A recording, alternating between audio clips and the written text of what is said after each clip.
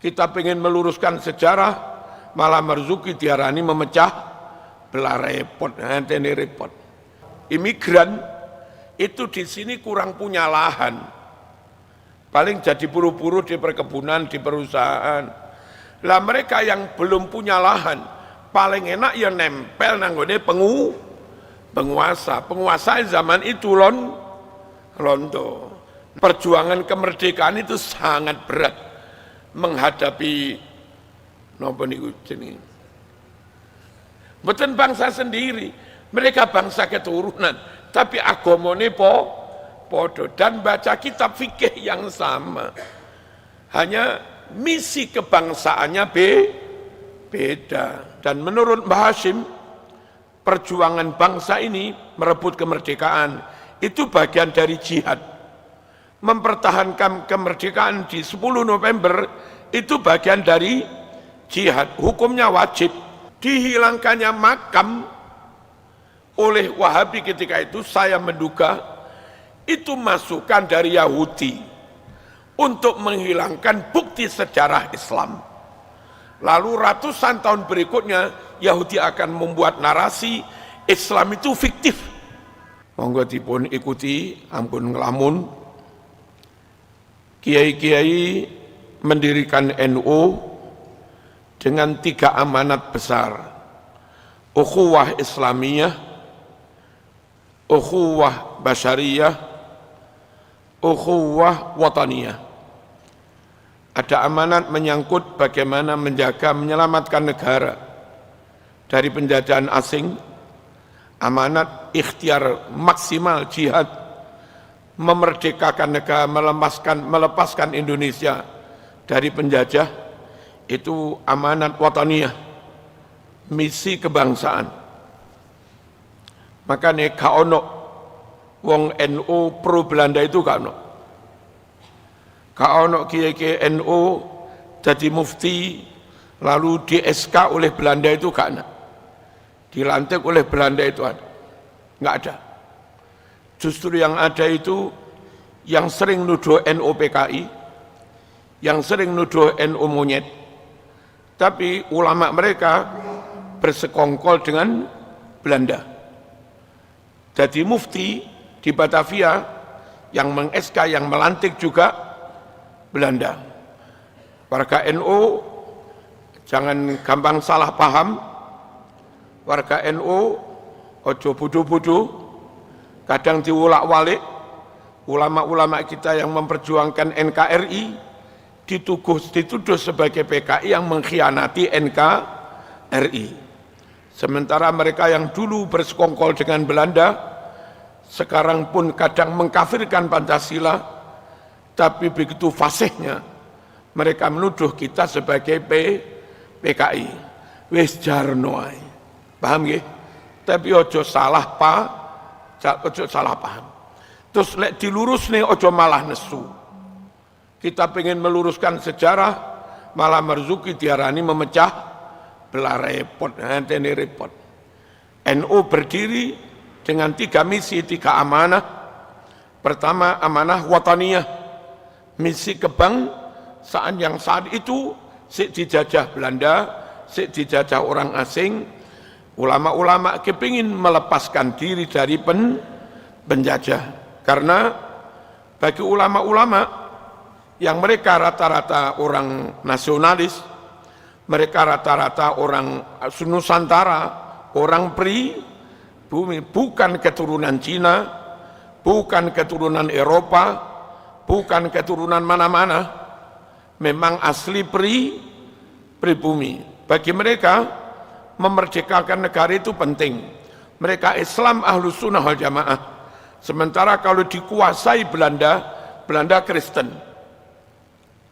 Dan tentu lek merdeka lebih leluasa mengamalkan Islam, mendakwahkan Islam, menyebarkan Islam. Belanda kalaupun mendukung, yang didukung belum tentu yang Ahlus Sunnah wal Jamaah. Nah kita Ahlus Sunnah wal Jamaah. Belanda belum tentu banyak membangun fasilitas untuk kepentingan Islam. Lek merdeka, ketika itu langsung dibangun Masjid Istiqlal sebagai monumen hadiah untuk umat Islam. Ini loh, negara berkomitmen memperhatikan Islam. Buktinya langsung dibangun monumen yang berupa Masjid Kemerdekaan. Bahasa Arabnya Masjid Istiqlal. Allahumma shalli ala sayyidina Muhammad. Terus kalau kita nggak merdeka, meskipun mungkin Belanda oke dengan Ahlus Sunnah Jamaah, tapi mungkin tokoh Ahlus Sunnah yang digandeng bukan yang pribumi, bukan yang Nusantara, bukan yang berjuang ingin memerdekakan negara. Ya mungkin kunut, mungkin ya maulid, mungkin ya wiridan barang, podolah dalam banyak hal, koyok-koyok Ahlus Sunnah Jamaah. Tapi hatinya berwalak mbolo kepada londo. Dan kalau kita dipimpin Ahlus Sunnah sekalipun, tapi Ahlus Sunnah sing mbolo londo, tetap saja menyengsarakan rakyat, yang rakyat itu rata-rata Islam Ahlus Sunnah wal Jamaah. Bagi NU penting sekali misi kebangsaan ini. Apa? Amanah wataniyah, ukhuwah wataniyah. Dan menurut Mbah Hashim, perjuangan bangsa ini merebut kemerdekaan itu bagian dari jihad.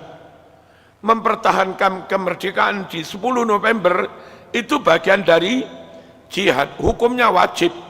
Kalaupun mati, kata Mbah Hashim, hukumnya mati syahid, langsung surga tanpa hisab, dosa diampuni. Syahid temenan. Ini yang kadang orang di luar NU nggak paham. Wong bela negara kok mati syahid itu bagaimana? Kalau bela Islam mati syahid oke lah. Kalau bela la ilaha illallah mati syahid oke lah. Ini bela negara kok katanya kalau mati syahid itu bagaimana? You jangan hanya melihat negaranya. Lihat di sini ada jutaan umat Islam. Di sini ada ratusan ribu masjid. Di sini ada puluhan makam ulama dan wali songo.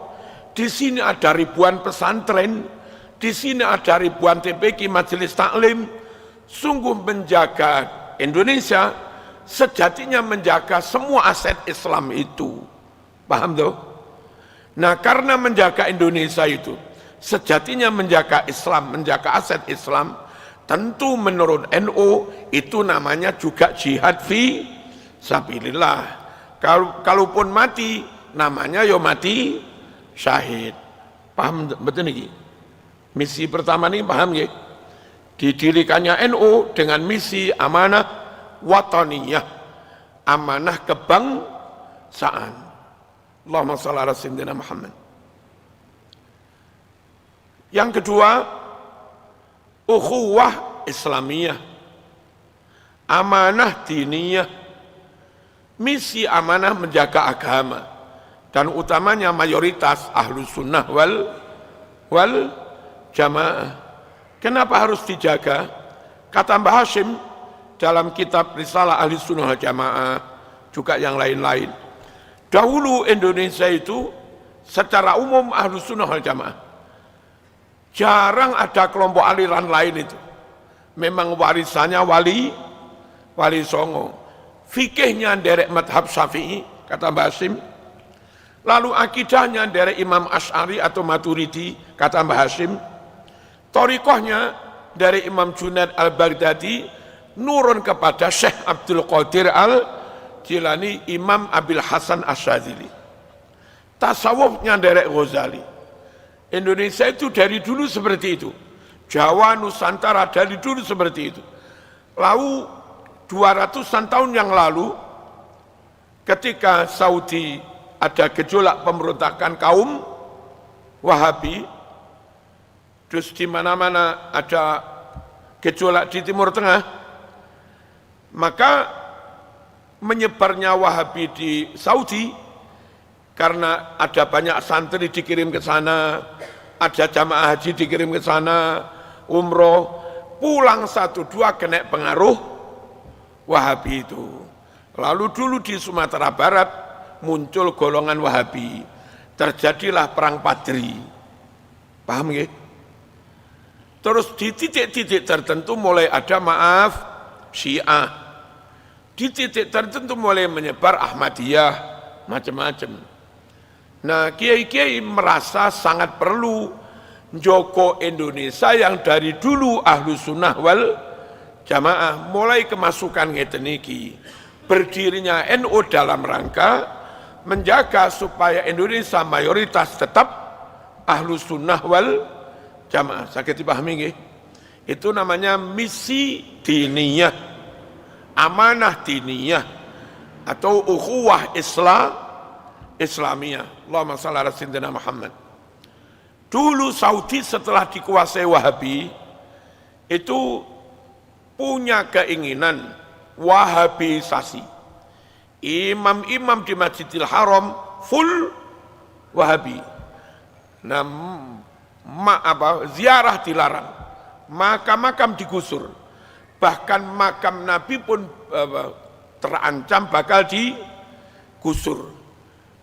Bagi ulama-ulama Indonesia itu sungguh akan merusak akidah, merusak agama, merusak Ahlus Sunnah wal Jamaah. Di mana rusaknya? Kalau sampai makam ulama, makam sahabat, makam wali habis, lalu makam Nabi juga hilang. 1000 tahun yang akan datang, Yahudi Kristen akan membuat narasi Islam itu sejatinya enggak ada, Muhammad itu sejatinya enggak ada, sahabat itu sejatinya enggak ada, ulama-ulama imam madhab sejatinya enggak ada. Mana makamnya? Kalau Muhammad ada, harusnya ada makam. Dihilangkannya makam oleh Wahabi ketika itu, saya menduga itu masukan dari Yahudi untuk menghilangkan bukti sejarah Islam. Lalu ratusan tahun berikutnya Yahudi akan membuat narasi Islam itu fiktif. Halo, Islam itu enggak nyata-nyata ada. Islam itu hanya dongeng, bukti fisiknya enggak ada. Bahaya mboten kalau makam hilang. Bahaya dah? Bahaya. Rumah tempat lahirnya Nabi mau digusur. Rencana jadi apa kemarin? Jadi terminal apa ya begitu. Itu juga bahaya. Kalau sampai makam Nabi hilang, rumah kecil menandai tempat lahirnya Nabi juga hilang, Masjid Aisyah hilang, maka sekali lagi ke depan Islam itu dianggap hanya fiktif, hanya dongeng, hanya cerita karena wujudnya. Suwe-suwe iman hilang masuk karena bukti ini. Bahaya orang ini, bahaya. Karena begitu bahayanya hal itu, maka Mbah Hashim rapat di Surabaya di Mbubutan melibatkan ulama Jawa Madura plus mungkin yang di luar itu yang enggak jauh-jauh. Rapat itu memutuskan membentuk Lajnatul Hijaz. Ini belum diri NU, belum ada NU. Apa? Lajnatul Hijaz, Komite Hijaz, dipimpin Mbah Wahab Hasbullah yang memang bahasa Arabnya jering, kemampuan lobbynya juga jering, diplomasinya juga jering, cerdas.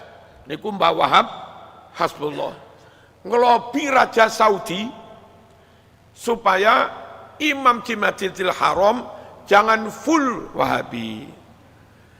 Salat apa? Syafi'i. Salat apa? Hambali, gitu loh. Supaya tetap Ahlus Sunnah wal Jamaah. Saudi Wahabi urusanmu. Tapi kamu mengelola Makkah Madinah yang itu nyuwun sewu sing haji wong dari berbagai negara. Mereka Syafi'i ada, Maliki ada, Hambali, Hanafi juga ada. Ojo ning kene diladeni karo Wahabi kabeh. Usulnya NU seperti itu. Dan tentu lobby sekuat tenaga jangan jadi membongkar makamnya Kanjeng Nabi. Halo. Komisi pulang sukses melobi Saudi dan nyun sewu sampai sekarang imam-imam sana secara umum Hambali. masih lumayan Ahlus Sunnah wal Jamaah. Allahumma shalli ala sayyidina Muhammad. Lalu tentu di antara rekomendasi Komite Hijaz, hendaknya Indonesia segera didirikan organisasi untuk menjaga Ahlus Sunnah wal Jamaah. Tentu kalau mboten ngerti mungkin repot-repot, rapat-rapat, kono-kono dan seterusnya. Dan nyuwun sewu, Syekhona pun juga mengisyaratkan lewat kirim tongkat dan tasbih, dibawa oleh Kiai As'ad Samsul Arifin ke Mbah Hashim supaya mendirikan Nahdlatul Ulama dengan salah satu tugas menjaga akidah. Misi suci NU untuk menjaga Islam, utamanya Ahlus Sunnah wal Jamaah. Paham niki nggih? Allahumma shalli ala sayyidina Muhammad. Dan NU tegas dalam muqaddimah Qanun Asasi anggaran dasar NU ikut Ahlus Sunnah wal Jamaah dengan rincian fikihnya ikut Syafi'i, juga terbuka untuk madhab yang lain di antara madhab 4. Lalu akidahnya Imam Asy'ari, Imam Maturidi. Lalu thariqahnya Syekh Abdul Qadir Al-Jilani, Abil Hasan Asyadili, Imam Junaid Al-Baghdadi. Tasawufnya Imam Ghazali. Disebut ngoten niku dengan Qanun Asasi. Siapapun yang ngaku Ahlus Sunnah Jamaah nabrak ini, bagi NU itu Ahlus Sunnah KW. Apa KW? Ahlus Sunnah sing boten asli. Paham ya? Yang ketiga, amanah basyariyah, misi kemanusiaan. Bagaimanapun nyawang bongsone dhewe kelambene kangelan, sapa mentolo para rawuh. Dan kebetulan kalau tokoh-tokoh wong kiai-kiai itu sugih, mereka kuda punya, mereka kendaraan punya, wong kiai-kiai itu sugih rata-rata. Nyun sewu, sawah juga ombo-ombo. Kados nggen kula bareng ngeten iki, tiba teng emak, tiba teng bapak, tiba teng Mbah Kung, niku warisan tasih ombo-ombo. Memang zaman dulu kiai itu juga apa? Sugih-sugih. Kenapa sugih? Santri mboten bayar. Nenek kiai enggak sugih gak iso ngopeni santri sak pirang-pirang. Kiai dulu wajib sugih krana nanggung santri sak pirang-pirang niku. Nah, kiai mboten mentolo para rawuh, nyawang rakyat uripe kangelan. Panen wis didelik ningku dirampas karo penjajah. Sopo gak nelongso ya. Rada enak didik engkin di gepuk dengan pajak yang tinggi. Kena Jepang kena remusa barang. Maka kiai-kiai ingin mendirikan NU dengan tujuan membantu dulur-dulur sing uripe rekoso ngeten iki. Ada program ekonomi di NU, ada program sosial. Pas kula diamanati nderek-nderek khidmah di NU Jawa Timur, itu kita gerakkan Lazisnu mulai ranting MWC, PC sampai PW, total se-Jawa Timur niku sekitar 1,6 triliun satu tahun. Enten sing damel guru ngaji, damel bantu UMKM ibu-ibu sing terjerat rentenir niku, macam-macam. NU punya misi kemanusiaan, boten mentolo nyawang rakyat uripe kangelan. Dan misi kemanusiaan itu nun sewu enggak terbatas hanya untuk warga NU, enggak terbatas hanya untuk umat Islam. Aman ingali Tenggasek Jumat lagi bagi-bagi sembako niku sapa-sapa wis bah NU bah ora, pokok miskin. Bahkan non muslim pun miskin jaluk ya dikei ya diparingi.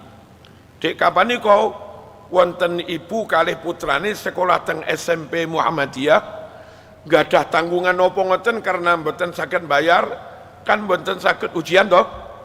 Nggih teng griya nggih nyuwun napa? nyuwun bantuan lah sekitar 5 juta.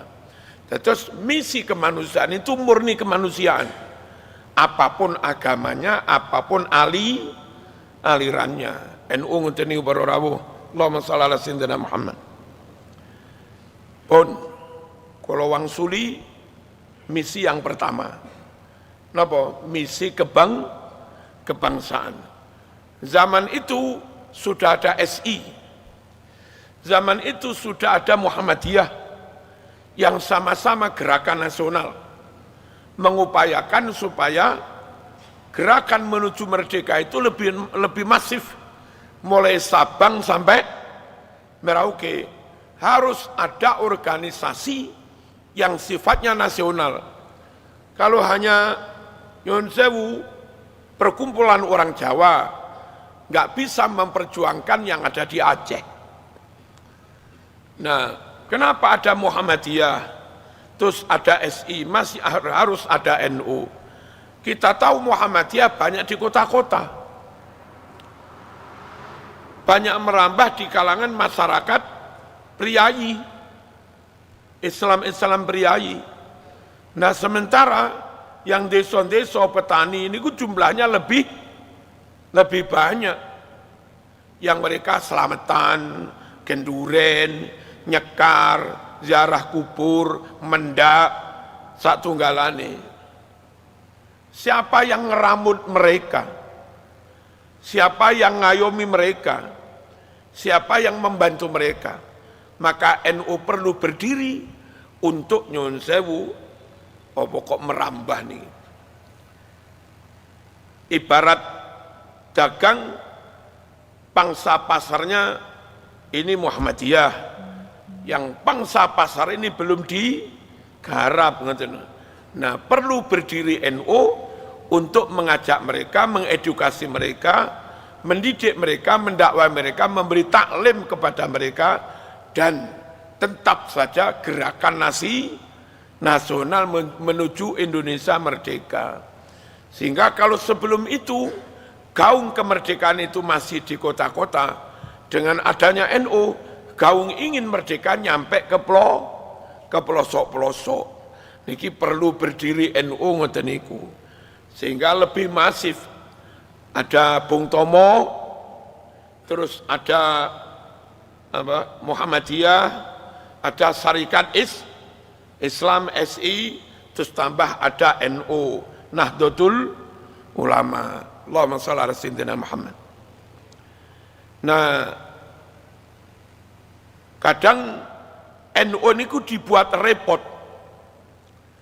Satu sisi karakter NU sebagai organisasi watoniyah, punya misi kebangsaan, pengen memerdekakan Indonesia, dan kalau Indonesia merdeka, kepingin terus menjaga kemerdekaan. Satu sisi ada kelompok secara zahir madhab Syafi'i juga, kebetulan mereka dari keturunan asing, mereka malah gandeng dengan Belanda. Ini paling repot para rawuh. Ate kampleng-kamplengan iku padha Islame. Lah nggih. Islame mungkin padha. Madhab Syafi'i ini mungkin padha. Tapi misi kebangsaannya beda. Dari orang-orang tertentu pengen tetap nyaman bersama Belanda, karena biasanya orang kalau imigran itu di sini kurang punya lahan, paling jadi buru-buru di perkebunan, di perusahaan. Lah mereka yang belum punya lahan, paling enak ya nempel nanggone penguasa zaman itu londo. Nah, kiai-kiai yang secara zahir podo Islami dengan mereka, podo madhab Syafi'i ini dengan mereka, kami kepingin merdeka. Dan ketika melawan Belanda, kadang Belanda ngejokne sing ini iki podo Islami, sopo gak repot mas. Perjuangan kemerdekaan itu sangat berat menghadapi napa niku jenenge Bukan bangsa sendiri, mereka bangsa keturunan, tapi agamane podo dan baca kitab fikih yang sama. Hanya misi kebangsaannya beda. Sehingga kula sering mengatakan tidak semua madhab Syafi'i mesti NU. Tidak semua yang manakipan mesti NU. Tidak semua yang maulid sholawatan mesti NU. NU itu semua Ahlus Sunnah wal Jamaah plus NKRI harga mati. NKRI top tapi rasolat, rangurusi agomo. Itu nasionalis dudu NU. Madhab Syafi'i ini top, manakib top, maulid top, ngalor ngidul haul. Tapi neng Pancasila ngilok-ngilok nih. Menolak asas tunggal Pancasila. Indonesia istananya sebut istana iblis. Halo, koriknya disebut Dajjal. Langga, terus menterinya apa? Macam-macam. Manakibnya sama, maulidnya sama, wiridnya juga sama, mungkin rotibnya juga sama, tapi kepentingannya beda. Kita kepingin jogo NKRI karena dulu mbah-mbah memperjuangkan NKRI.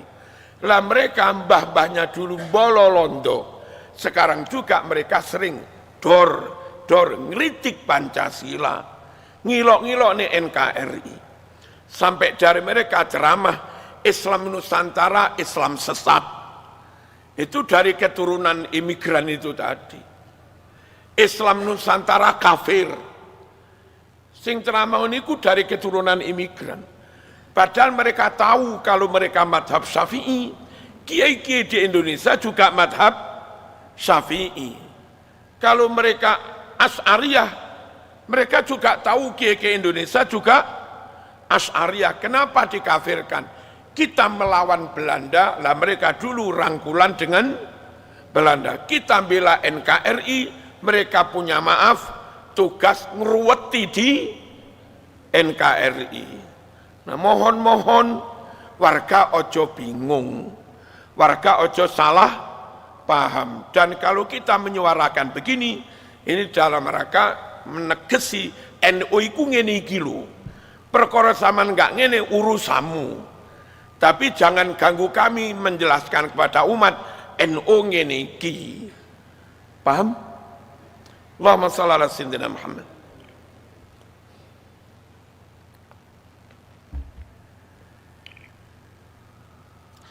Terus amanah basyariyah, misi kemanusiaan.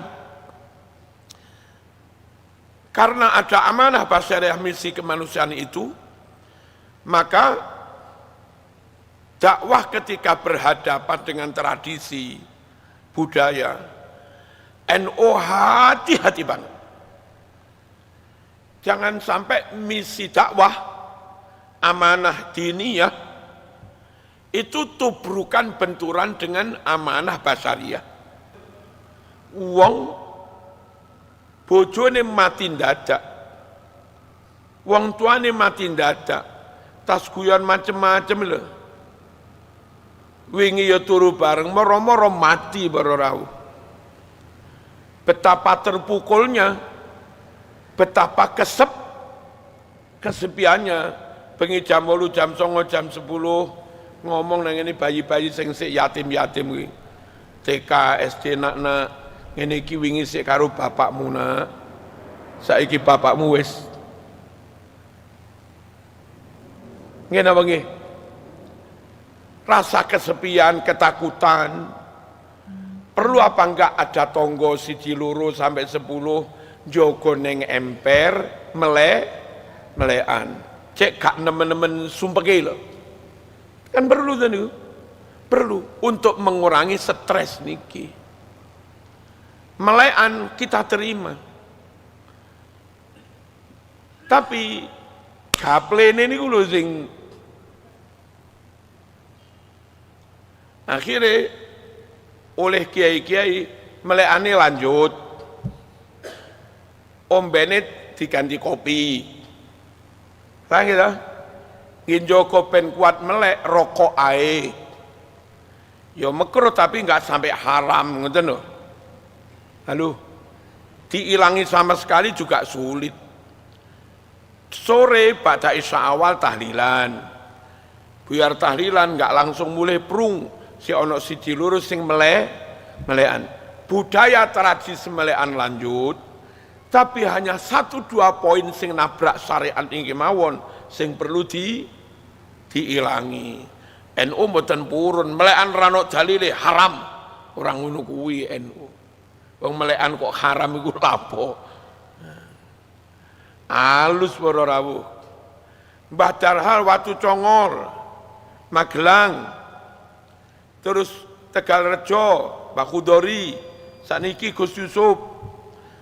Haflah ngundang golongane jaranan. Wayang diundang. Napa para itu sudah ada sejak sebelum Islam ada. Sudah mentradisi jadi budaya. Diilangi yang ngamuk. Karena budaya tradisi sudah menjadi bagian dari rasa. Menjadi bagian dari kehidupan ciri khas sebagai orang Jawa. Lek langsung diperenggel iso-iso ana sing oh gara-gara masuk Islam gak oleh ngene to. Sing wong abang wis gak usah Islam ae, repot. Kan iso ngono. Mbah Yai tetap ngundang jaranan, cuma nyun sewu, enggak usah gawe kemenyan. Golek pengen apa kalap apa-apa niku. Lek lagi kalap ora kudu ditambani karo kemenyan. Ora kudu ditambani karo yang berbau kemusyrikan. Cukup Mbah Yai ini maca donga hizib, sebul nih teng uyah, loloh nih cangkeme waras wis. Jaranane lanjut. Tapi hal-hal yang berbau kemusyrikan pelan-pelan dihilangi. Ngoten niku carane. Paham ngeten iki nggih? Terus tujuannya lah nopo? Pelaku kesenian ngeten iki kalau sering diundang teng pondok, suwe-suwe akrab kalih kiai. Lek akrab kalau kiai ono apa-apa njaluk tulunge ning kiai, ora ning dukun ngono lho. Besok suwe-suwe anak putune yo ngaji ning pondok. Suwe-suwe putune pinter ngaji, mbae durung salat, mbae izin karo putune. Suwe-suwe mbae yo belajar salat pisan. Ngoten niku para rawuh. Ya napa misi Islam niki jalan enggak sampai menyinggung, menyakiti, melukai rasa kemanusiaan. Kebudayaan tradisi diberangus itu melukai hati masyarakat umum. Halo? Agama datang untuk membimbing bagaimana umat berbudaya. Agama datang untuk membimbing bagaimana umat membangun tradisi. Bukan kok agama datang untuk menghilangkan budaya maupun tradisi. Laniku NU di situ. Allahumma shalli ala sayyidina Muhammad. Dan dengan adanya Islam, tapi genduren lanjut, selamatan lanjut, bersih desa yo lanjut, sedekah bumi lanjut. Lah gitu. Apa maneh? Pokoknya ngono kuwi. Katanya Prabowo, menurut penelitian di Harvard University dan yang lain-lain, dari hampir 200 negara yang ada di dunia, negara yang rakyatnya paling bahagia itu Indonesia. Prabowo dhewe yang gumun, wong rakyatku ya ora patek makmur kok katanya paling bahagia opo? Wau tang omah tak bahas. Iku gara-gara no NU mas. Indonesia guru MI bayaran 400 lemu-lemu mas. Guru diniyah, guru langgar, guru TPQ bayaran 200 lemu-lemu makmur. Apa ada NU nominal dikit tapi gendurane gak leren-leren. Rapateknya ke duit tapi berkatnya bolak-balik. Dan kumpul tonggo, ngobrol karo tonggo, ra duwe dhuwit tangga nyepaki mbako karo klobot monggo nglinting dhewe niku ya sangat bahagia. Gawe kopi ra duwe gula ya wis gula abang kuwi ana kopine gula abang duduk nang mriku jeneng kopi tubruk nyeruput kopi karo nyakot gula. Halo, dan tradisi begini nggak ada di luar negeri. Ngerumpi karo tonggoi rausum apa maneh tahlilan kenduren tambah rausum. Dengan begitu masih ora patek nyekel dhuwit, uripe bahagia barokah enek Nahdlatul Ulama. Bayangaken para rawuh wis bayaran titik ra patek nyekel dhuwit, rausum kenduren, rausum selamatan, ra oleh berkat apa gak mati ngadeg. Garing tenan, mati keluwen. Bolo-bolo Malaysia lagi kangelan golek beras kan rodok angel beras. Mereka bergaji 6 juta resek. Bingung cukup apa ora. 6 juta lo bingung. Mereka guru MI telung atus.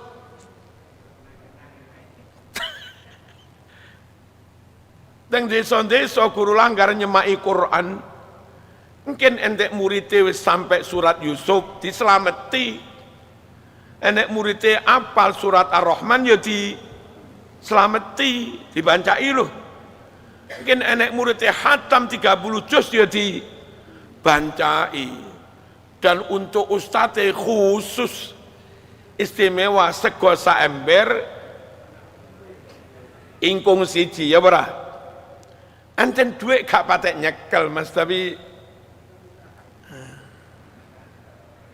hebatnya NU ngoten iki lho Mas. Ya apa Islam gak harus memberangus tradisi dan budaya. Ya apa tradisi jalan, budaya jalan, tapi jangan bertentangan dengan Islam.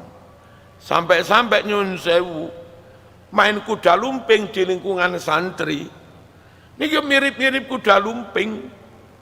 Sing wedok dandane ya kaya kuda lumping. Tapi ternyata niku dijilbabi dhisik. Mereka juga nutup aurat. Terus ada baju nopo yang mirip-mirip warna kulit putih koyok-koyok ini kembenan. Padahal mboten kembenan niku kelambi. Terus mungkin enten baju. Sawang teko adoh koyok-koyok santri kuwi kembenan. Padahal nggih santri pengen dadi manten didandani model Jawa. Niku tutup aurat dulu, terus baru dandanan model Jawa, rambut kok diketen-ketenaken. Niku jilbab. Pintere wong mriki niki syariate enggak dilanggar. Tradisi budaya ditampilkan tetap sempurna. Halo? Kelamben kayak sampean niki nggak ada syariat yang kamu langgar wong nutup aurat dan nggak kehilangan ciri khas Indonesia, sarungan, kelamben, kopian. Saman coba nutup aurat ya, tapi kehilangan ciri Indonesia. Saman katoan cekak kehilangan syariat. Ngeten niki para rawuh, Indonesianya kita pegang, syariatnya enggak ada yang kita langgar. Niki bagaimana misi Islam enggak sampai benturan dengan misi kemanusiaan. Hasilnya ketika dakwah oleh kiai-kiai enggak melukai rasa masyarakat, enggak melarang mereka berbangsa, berbudaya. Islam diterima di mana-mana. Yang wakir sama delok sekitar sedudut apa? Biyen sekitar tahun 2000-an non muslimnya Hindu lek nggak salah itu masih sekian %. Dan sekarang Islami pun kathah. Kula niku diperintah Mbah Rahman Gading enten lare wakir, kula mboten ngerti kelurahane. Tapi kelurahan itu mayoritas Hindu. 90% lebih Hindu. Enten Islami titik, sowan teng Yai Rahman Gading, nyuwun pitedah membangun TK Islam. Yai Rahman ngarahne teng kula teng Kiai Marzuki Mikolo. Enten apa Mas? Diutus Kiai Rahman mriki pengen gadah TK. Wis golek ana tuku tanah mengke duit urusanku, atau mungkin langsung bangunan rumah cek nggak suwe-suwe bangun. Lewes oleh mriki jarak kira-kira seminggu teng griya malih enten kiai omah gede mengke kantun ngrehab titik-titik sekat pun dadi TK. Regane piro Mas? Sampeyan ten yuta nggih pun kula golek. Langsung jadi langsung TK berjalan di kelurahan mayoritas Hindu. Ojo didengen TK Islam Mas. Karena wong Hindu ra gelem nyekolahne anake. Ora perlu dijenenge TK Musliman. Wis pokoke lek mriku misale Pringgondani misale, yo dijenengne TK Pringgondani. Ngono ae. TK berdiri bla bla bla bla. Kadang teng griya penguruse. Piye Mas? Alhamdulillah muridnya kathah. Muridnya apa? Nggih sing kathah Hindu wong jenenge. Tapi anehnya tirose lare niku. Masih wong tuane Hindu, anake dilebokne mriku. Mriku mungkin sadurunge sekolah dimulai kan raditu billahi robba wa bil Islam. Kan ngono kuwi to. Asyhadu alla ilaha illallah. Karo wong tuane ya gak dilarang. Sebab gratis. Itu loh Mas. Dakwah dengan tidak mengusik tradisi dan budaya lancar sangat. Datang Kucur yang dulu Islami sekitar 20%, saiki pun kualik Mas. Mayoritas Islam. Tenggasek biyen kathah Kristen nih. Kidule niku teng Badut gereja seminari ageng merorawuh. Sakniki kalih pangeran pun diwalik. Napa dakwah jangan sampai melukai rasa napa? Rasa kemanusiaan. Ojo titik-titik sembarang di haram nih pun. Niki lho Mas NU, ciri khas NU ada ukhuwah Islamiyah, ada ukhuwah wataniyah, ada ukhuwah basyariyah, atau dengan kata lain ada amanah Islamiyah, ada amanah basyariyah, ada amanah wataniyah. Ada misi Islam, menyebarkan Islam, joko Islam, ahlu sunnah wal jamaah, itu memang tugas NU. Terus ada misi kebangsaan, memperjuangkan supaya Indonesia merdeka. Lek wis merdeka, menjaga supaya Indonesia tetap berdaulat. Itu misi kebangsaan.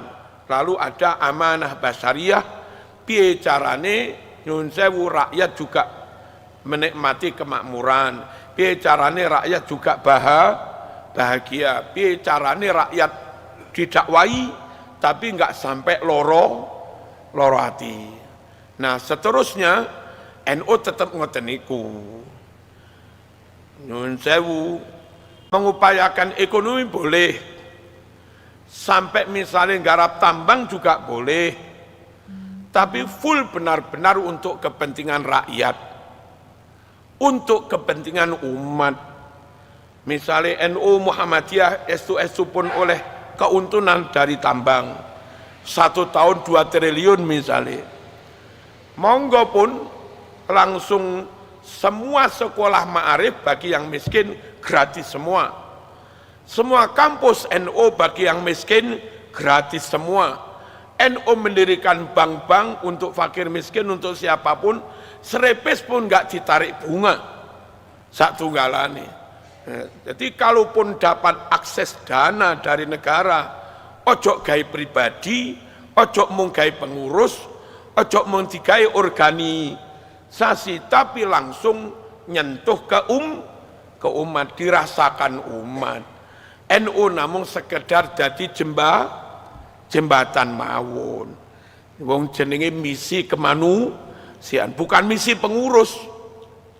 Halo, bukan hanya misi keulamaan, bukan hanya misi keustatan, bukan hanya misi kekeluargaan, bukan hanya misi kepengurusan, tapi misi kemanusiaan. Sehingga kalau ada ekonomi, ada duit apa-apa, diupayakan sebanyak-banyaknya untuk rakyat, untuk umat. Dulu Jawa Timur sudah kita mulai sebetulnya bangun sekitar 100 BMT lebih untuk melawan rentenir Bang Didil niku. Cukup saat niki sik melampah nopo mboten kula mboten sumerep nggih. Pun mboten dadi pengurus. Lalu kita juga maringi 1000 yatim masing-masing 1 jutaan. Maringi 1000 santri miskin masing-masing 1 jutaan. Maringi 1000 guru ngaji masing-masing 1 jutaan. Maringi UMKM sing dodol golongan cilok satunggalane niku 1000 orang masing-masing 1 jutaan. Terus nyebar 1000 kambing masing-masing 1 kambing. Lah ngoten niku harusnya seharusnya memang sesuai dengan misi pertama didirikannya NU, kemanusiaan. Kalau NU terus seperti itu, NU bimbing umat beragama, NU terlibat langsung, terjun langsung memakmurkan rakyat, NU komitmen menjaga NKRI. Kalau NU begitu terus, dimanapun, kapanpun, oleh siapapun, NU tetap diterima, pemerintah menerima, nah gitu, rakyat juga menerima, siapapun sampai non-muslim pun ya menerima kehadiran NU. Tapi ketika nyuwun sewu mungkin sudah agak berubah visi misi, wallahu a'lam bisawab. Niki ngaji harlah niki. Ini kan 16 Rajab toh. Niki harlah NU, spesial pengajian untuk harlah NU. Ayo kembali ke Khittah 26, NU asli. NU didirikan untuk kemanusiaan, untuk kebangsaan, dan untuk menjaga Islam ahlu sunnah wal jamaah. Muka-muka NU dijogo Gusti Allah. Amin, Allahumma amin. Al-Fatihah.